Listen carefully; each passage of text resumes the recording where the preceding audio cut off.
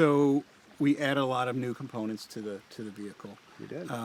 We changed the size of the tires. Now we accommodated the gears by putting in the 488s.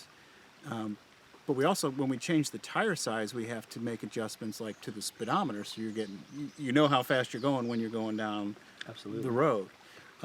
So we put in a Tazer, which addressed that, but also a bunch of other things. How's that work? So what the Tazer does is it changes the settings in the vehicle's computers the same way that the dealer or the manufacturer would do it. It does it through coding, through the CAN bus.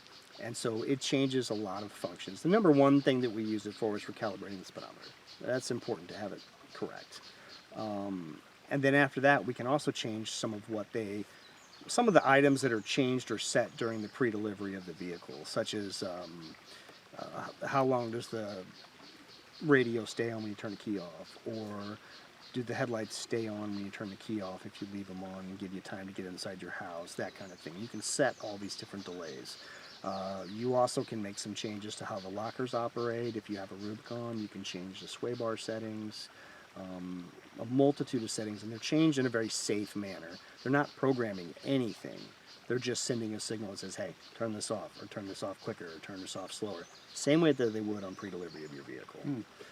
It's a super simple, easy install. They're very reliable. No warranty issues or anything like that with the dealer. So we feel pretty comfortable if you're ever making that kind of a change. The Tazer's the way to go. Tazer. Oh, not to mention the light show.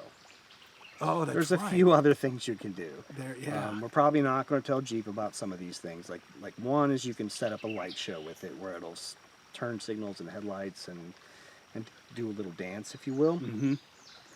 You can lock the front brakes and burn the rear tires if you wanted to. We won't tell Jeep about that. Or the gear manufacturer of the tire company, but you can do that. There are some pretty neat features you can do. Who knew? It'll work as I did. I didn't know that. It'll work as a line lock, so you can do smoky tire burnouts. Oh, wow. Yeah. Not in this, though. Not in this, no. We'll try that on somebody else's, right?